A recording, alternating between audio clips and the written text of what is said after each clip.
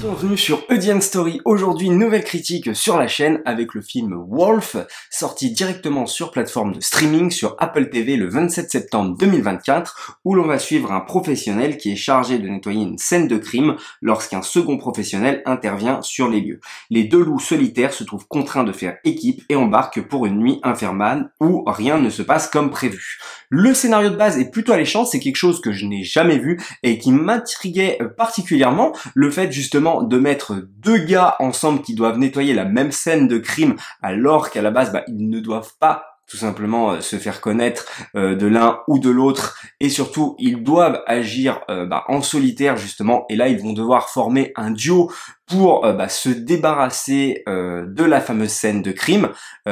Ils ont été appelés mais pas par la même identité, par la même entité, donc ils vont devoir être amenés à travailler ensemble. Et jusque là c'est vrai que c'était de l'inédit, mais pour le coup on va très vite malheureusement tomber dans des clichés tout simplement, où ces deux gars vont se retrouver dans des situations un petit peu particulières et donc devoir tout simplement se battre contre des ennemis, tirer pampan comme d'habitude, faire des courses-poursuites en voiture, ou encore se retrouver dans des situations maladroites assez décevantes. Et surtout que ce qui est pas mal, c'est qu'au départ on se dit que c'est quelque chose de très simple. Voilà, c'est une gouvernante américaine qui s'est retrouvée dans une situation délicate où il y a ce petit jeune avec qui elle a voulu coucher qui meurt tout simplement, et donc il faut qu'il nettoie la scène de crime. Mais ça va partir de plus en plus loin, et ça c'est plutôt pas mal parce qu'on a envie d'en découvrir plus, mais quand on sait la finalité du schmilblick,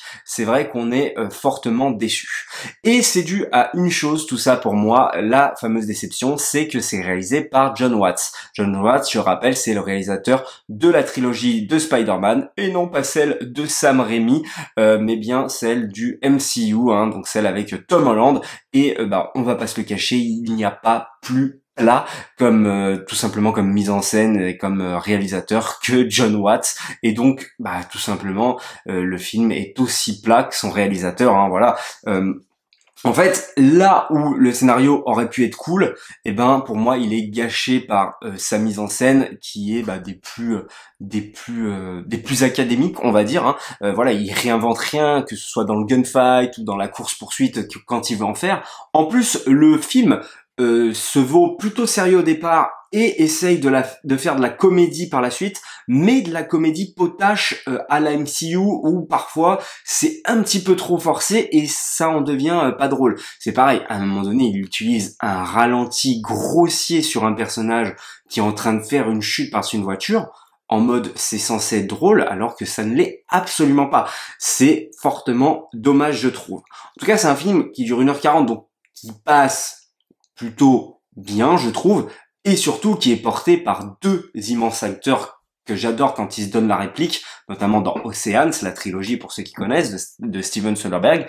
Et puis on ne les présente plus, Brad Pitt, l'immense Brad Pitt, et George Clooney, qui pour moi représente vraiment les stars hollywoodiennes, la classe américaine. C'est vraiment des gars qui me font toujours rêver et que j'adore voir à l'écran, et encore plus quand ils se donnent la réplique. Et c'est vrai que moi, tu peux me vendre n'importe quoi avec Brad Pitt ou George Clooney dans le film, je suis plutôt bon client de ces deux acteurs. Alors je dis pas que ça, pour autant que je vais aimer le film, mais c'est vrai que je vais y aller. Et pour le coup, j'y suis allé pour ces deux acteurs, et c'est vrai qu'on les voit 100% du temps à l'écran, et ça c'est plutôt cool.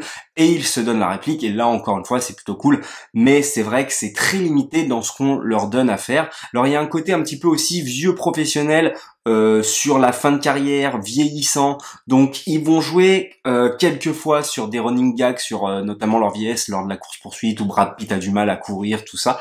Ils vont jouer sur quelques gags là-dessus. Évidemment, les deux, quand ils se donnent la réplique, quand ils se font des face-à-face, ça marche plutôt bien, mais étant donné que l'écriture, la qualité de l'écriture des dialogues n'est pas pour moi forcément au rendez-vous, ça rend la chose vraiment anecdotique, et franchement je vous invite plutôt à aller voir justement des Oceans, tout ça, qui sont bien plus drôles et bien mieux, ou encore des films solo de George Clooney ou de Brad Pitt, je sais pas, j'ai cité Seven pour Brad Pitt, et puis Nuit en enfer pour George Clooney, voilà, deux registres totalement différentes, mais que voulez-vous, voilà. deux immenses acteurs qui se retrouvent au service d'un réalisateur plat de chez plat, donc c'est assez étrange qu'ils se sont retrouvés là sur cette Après, ce qui est pas mal, c'est vrai je sais qu'ils sont amis, enfin en tout cas je pense, et donc ils se sont dit bah pourquoi faire un film ensemble, c'est plutôt cool tout ça. Et en plus de ça vient la finalité où tu te dis mais tout ça pour ça quoi, et c'est fortement dommage qu'on en arrive là parce que la fin on l'a deviné avant qu'elle se passe. Et je trouve ça dommage parce que au départ on nous les présente comme des professionnels justement déterminés à réussir leur boulot quoi qu'il en coûte, et on se rend compte finalement qu'ils ont malgré tout une certaine part d'émotion, tout ça, et alors que dans leur métier normalement ils ne devraient pas en avoir justement, et donc c'est assez étrange où la finalité nous emmène à la fin. Je ne spoilerai pas, hein, je vous laisse découvrir si vous le voulez le film tout simplement. Il y a une chose que j'ai bien appréciée, c'est la musique qui revient, la tonalité. Je ne sais pas si c'est une BO originale. Je vais vous afficher le nom tout simplement du compositeur du film, mais c'est vrai que c'est une musique que j'apprécie particulièrement. Qui est redondante, hein, mais les quelques petites notes qui commencent au début du film, je les apprécie particulièrement. Ça, pour coup, c'était vraiment appréciable. Voilà pour ce qu'il en est du coup de ce film, qui commence sur les chapeaux de roue, où on est intrigué, et plus le film avance, plus on rentre dans les clichés du film trailer action, on va dire, et le film ne va absolument rien nous apprendre. Malheureusement, les deux immenses acteurs qu'ils sont ne sauvera absolument pas le film, et c'est bien dommage. En tout cas, je comprends pourquoi c'est un film de plateforme et non pas un film de cinéma, parce que pour moi, c'est du niveau de ce qu'on a pu voir sur les différentes plateformes, tout simplement. Le chat qui se met au premier plan, le wolf. Voilà, n'hésitez pas, vous, à me dire qu'est-ce que vous en avez pensé dans les commentaires. Je lui mets la note de 2,5, parce que non, je n'ai pas passé un mauvais moment. En plus, le film est assez court, mais il n'y a rien à se mettre sous la dent en termes de nouveauté, ou même en termes de dynamique ou de réalisation, ce qui est fort dommage et décevant. Donc je lui mets la note de 2,5. Likez, partagez, abonnez-vous, commentez, dites-moi ce que vous en pensez de ma critique et de votre avis sur le film pour ceux qui l'auraient vu. Et nous, comme d'habitude, on se dit à la prochaine pour une prochaine histoire.